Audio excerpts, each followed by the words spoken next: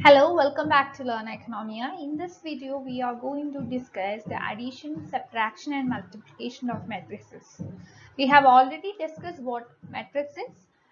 If you have not watched the basic description of matrix, I'll be providing the link of that particular video in the description box so that you can watch that video first and then come back to this video to see how could we do addition, subtraction and multiplication of two different matrices or metrics. Okay, so we actually know that a matrix is a rectangular arrangement of numbers or expressions where we arrange this numbers or expressions in rows and columns, and each element, each particular item in the matrix is known as the element of a matrix.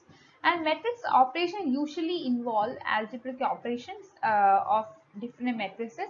We will be doing addition of matrices, subtraction of matrices and also multiplication of matrices.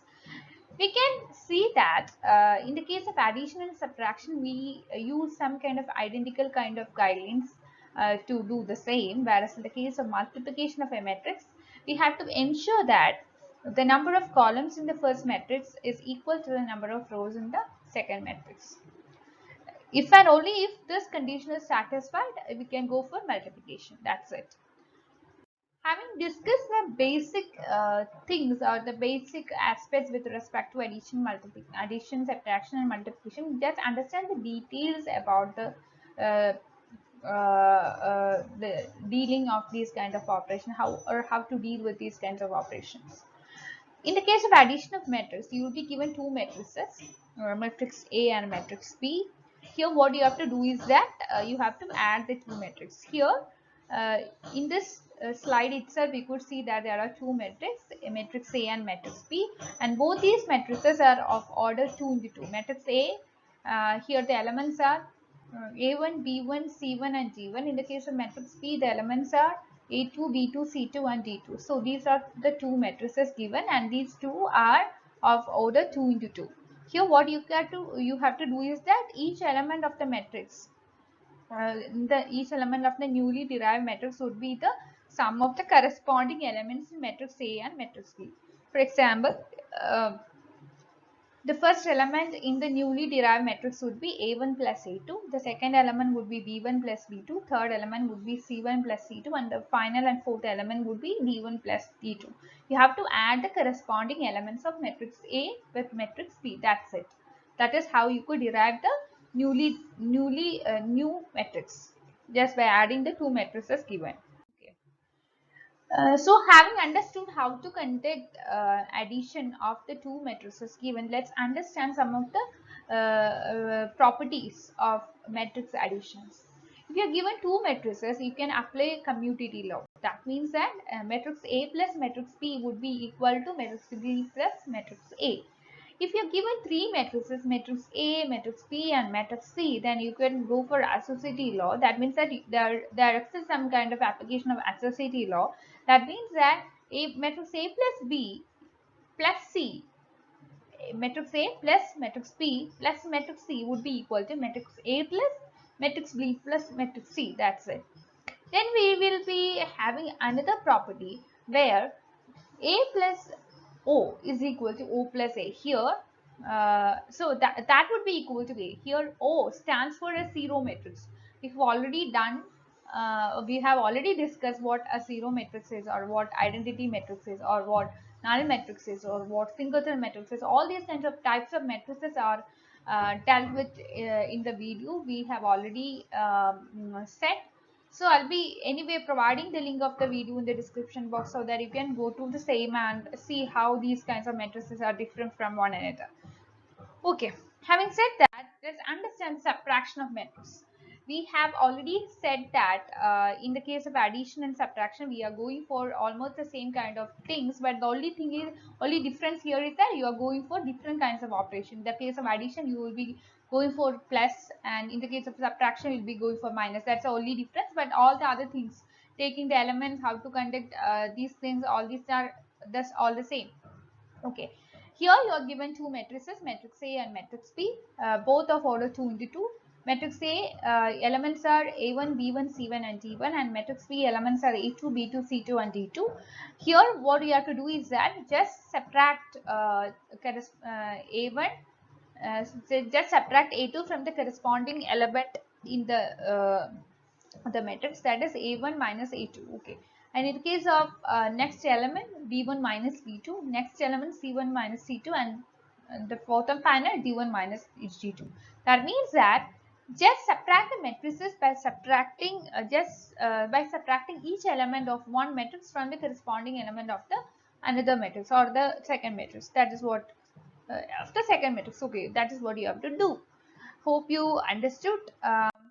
Now the this commutative, accessory, all these things are almost the same with respect to subtraction as well. Having said so, just come to the multiplication of matrices. Here we have to understand two things. We can go for scalar kind of multiplication, or we can go for scalar multiplication of two different matrices. In the case of scalar kind of matrix, what you have to, or multiplication, what you have to do is that you can multiply the given matrix with a number, with a scalar number. That means that each the element in the matrix can be multiplied with the scalar number. So if A is a matrix, then K is just consider K as any number. Then the matrix which is obtained by multiplying the elements of A by K is known as a scalar multiplication. Here you can denote this newly derived matrix as Ka. That's it. Now, how can we go for multiplication of two different matrices? We have already told that the number of columns in the first matrix should be equal to the number of rows in the second matrix. Then only we can go for multiplication, right? So if A and B are two matrices, then the product of AB would be defined only when the number of columns in A is equal to the number of rows in column B. What are the properties here?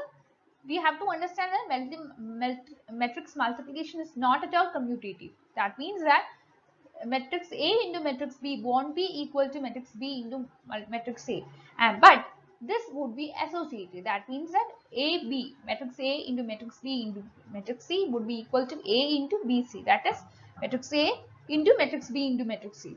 And matrix multiplication is distributive as well. That means that A into B plus C, that would be equal to AB plus AC, or A plus B into C would be equal to AC plus BC. And the product of the two matrices could be a null matrix, while neither of them is null. So this is also very important. This means that if AB is equal to 0, it is not necessary that either A equal to 0 or B equal to 0. Okay. Now, here you are given one example. We can go for multiplication of matrix. Matrix A is of order 3 into 3, where you have 3 number of rows and 3 number of columns. 2, 1, 3 elements are 2, 1, 3, 3 minus 2, 1, and minus 1, 0, 1. And matrix B is of order 2 into 2. That means that 2 rows, and this is of order 3 into 2, right? We have columns, we have 3 rows and 2 columns, right?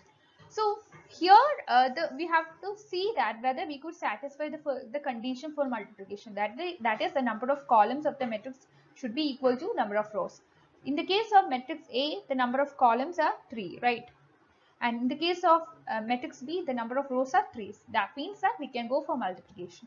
How can we go for multiplication? Here, just multiply the first row of A with the first column of B. That is the first row of A.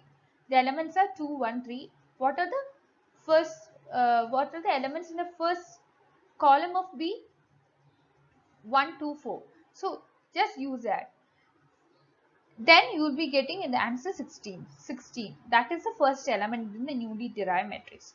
And to derive the second element, what you have to do is that the first row of column A and second column of column B. That is what you have to do. Then you can go for second row of column A and first column of column B. Then second row of A and second column of B. Then finally third row of A, first column of B, and third row of A, second column of B. That is how you could derive all the elements in the newly derived matrix. So hope you could understood the video. Please like, share and subscribe to this channel for more videos. If you want more examples, please leave that in the comment box. I'll be going through the comments, and if you want any more help with respect to matrix multiplication, I'll be providing the same by doing another video. So that's all for today. Please like, share and subscribe, and you can be a part of my Telegram group and Telegram channel as well to discuss your doubts. That's it. I'll be providing the links of both my Telegram group and Telegram channel in the description box. Okay, thank you.